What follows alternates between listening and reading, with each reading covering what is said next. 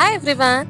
ಈ ಚಳಿಗೆ ಬಿಸಿ ಬಿಸಿಯಾಗಿ ಬೆಟ್ಟದ ನೆಲ್ಲಿಕಾಯಿ ರಸಂ ತಿಂತಾ ಇದ್ರೆ ಆಹಾ ಸೂಪರ್ ಆಗಿರುತ್ತೆ.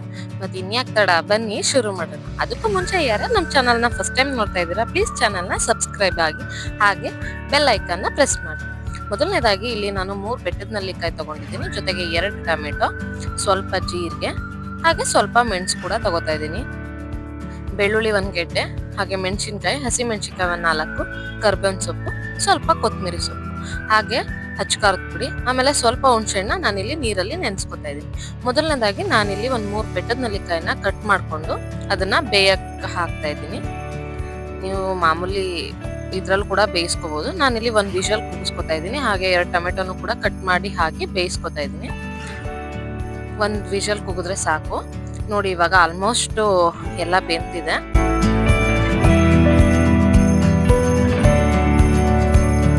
ಈಗ ನಾನಿಲ್ಲಿ ಮೆಣಸು ಮತ್ತೆ ಜೀರಿಗೆನ 1 ಸ್ಪೂನ್ ಅಷ್ಟು ತಗೊಂಡು ಅದನ್ನ ಚೆನ್ನಾಗಿ ಫ್ರೈ ಮಾಡ್ಕೋಬೇಕು. ಅಂದ್ರೆ ಡ್ರೈ ರೋಸ್ಟ್ ಆಗಿ ಹುರ್ಕೋಬೇಕಾಗತ್ತೆ. ಯಾಕೆಂದ್ರೆ ಟೇಸ್ಟ್ ನಿಮ್ಗೆ ಅದು ಫ್ರೇಗ್ರೆನ್ಸ್ ಏನಿದೆ ಅದು ತುಂಬಾ ಚೆನ್ನಾಗಿರುತ್ತೆ. ಹಾಗಾಗಿ ಮೆಣಸು ಮತ್ತೆ ಜೀರಿಗೆನ ಇಲ್ಲಿ ಹುರಿದು ಪುಡಿ ಮಾಡ್ಕೋತಾ ಇದ್ದೀನಿ.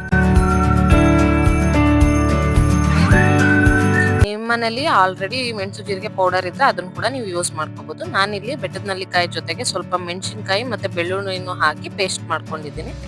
ಈಗ ಒಲೆ ಮೇಲೆ ಒಂದು ತಪ್ಪಲೆ ಅಥವಾ ಏನಾದ್ರೂ ಇಡ್ಬೋದು ನೀವು.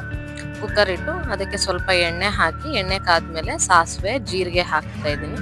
ಜೊತೆಗೆ ಹಸಿ ಮೆಣಸಿನಕಾಯಿ ಬೆಳ್ಳುಳ್ಳಿ ಹಾಕೊಂಡು ಚೆನ್ನಾಗಿ ಫ್ರೈ ಮಾಡ್ಕೋಬೇಕು ಸ್ವಲ್ಪ ಹೊತ್ತು. ಈಗ ನಾನು ಇದಕ್ಕೆ ಆಲ್ರೆಡಿ ನಾನು ಡ್ರೈ ರೋಸ್ಟ್ ಮಾಡ್ಕೊಂಡು ಪುಡಿ ಮಾಡಿ ಇಟ್ಕೊಂಡಿದ್ನಲ್ವಾ ಮೆಣಸು ಮತ್ತೆ ಜೀರಿಗೆ, ಅದನ್ನ ಹಾಕೋತಾ ಇದ್ದೀನಿ. ಆ ಪೌಡರ್ ಇದನ್ನ ನೀವು ಎಷ್ಟು ಬೇಕಾದ್ರೂ ಹಾಕೋಬಹುದು ರುಚಿಗೆ. ನಿಮ್ಗೆ ಇನ್ನೂ ಖಾರ ಬೇಕು ಅಂದ್ರೆ ಫುಲ್ ಎಷ್ಟು ಇದು ಮಾಡ್ಕೊಂಡಿರ್ತೀರ ಅಷ್ಟು ಹಾಕ್ಬೋದು. ಜೊತೆಗೆ ನಾನಿಲ್ಲಿ ಸ್ವಲ್ಪ 1 ಸ್ಪೂನ್ ಅಷ್ಟು ಅಚ್ಕಾರದ ಪುಡಿ ಯೂಸ್ ಮಾಡ್ತಾ ಇದ್ದೀನಿ. ಜೊತೆಗೆ ಕಾಶ್ಮೀರಿ ರೆಡ್ ಚಿಲ್ಲಿ ಪೌಡರ್ ಕೂಡ ಯೂಸ್ ಮಾಡ್ತಾ ಇದ್ದೀನಿ. ಇದು ಸುಮ್ಮನೆ ಫ್ರೇಗ್ರೆನ್ಸ್ ಹಾಗೆ ಕಲರ್ಗೋಸ್ಕರ ಅಷ್ಟೇ. ಇದನ್ನ ಹಾಕೋದ್ರಿಂದ ಒಂಥರ ಟೇಸ್ಟ್ ಚೆನ್ನಾಗಿರುತ್ತೆ. ಜೊತೆಗೆ ಆಗ್ಲೇ ಹುಣಸೆಹಣ್ಣ ನೆನೆಸಿ ಇಟ್ಕೊಂಡಿದ್ದೆ ಅಲ್ವಾ, ಅದನ್ನು ಕೂಡ ಹಿಂಡಿ ರಸ ತಗೊಂಡು ಅದನ್ನು ಹಾಕ್ತಾ ಇದೀನಿ. ಇವಾಗ ಇದಕ್ಕೆ ಕರ್ಬೇವಿನ ಸೊಪ್ಪು ಹಾಕ್ತಾ ಇದೀವಿ.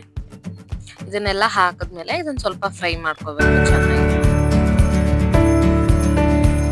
ನಾವ್ ಆವಾಗ್ಲೇ ಪೇಸ್ಟ್ ಮಾಡಿ ಇಟ್ಕೊಂಡಿದ್ವಿ ಅಲ್ವಾ, ನುಣ್ಣು ಪೇಸ್ಟ್ ಮಾಡ್ಕೊಂಡಿದ್ವಿ ನೋಡಿ. ಈ ಪೇಸ್ಟ್ ನ ಇವಾಗ ಇದಕ್ಕೆ ಹಾಕಿ ಇದನ್ನು ಕೂಡ ಚೆನ್ನಾಗಿ ನಾವು ಫ್ರೈ ಮಾಡ್ಕೋಬೇಕಾಗುತ್ತೆ.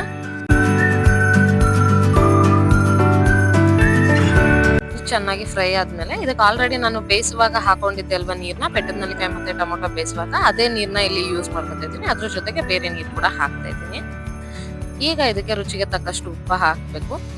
ಆಮೇಲೆ ಇದು ಚೆನ್ನಾಗಿ ಕುದಿಬೇಕು. ನಿಮ್ಗೆ ಅದು ಕುದಿವಾಗ್ಲೇನೆ ಗೊತ್ತಾಗುತ್ತೆ.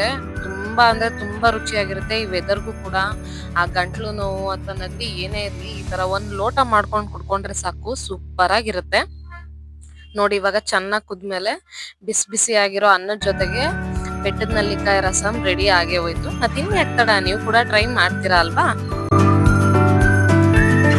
ಟ್ರೈ ಮಾಡಿ ಹೇಗಿತ್ತು ಅಂತ ಕಮೆಂಟ್ ಮೂಲಕ ತಿಳಿಸಿ. ಹಾಗೆ ವಿಡಿಯೋನ ಲೈಕ್ ಮಾಡಿ, ಶೇರ್ ಮಾಡಿ, ತಪ್ಪದೇನೆ ಮನ್ವಿತಾ ವ್ಲಾಗ್ಸ್ ನ ಸಬ್ಸ್ಕ್ರೈಬ್ ಮಾಡ್ಕೊಳ್ಳಿ. Thank you for watching.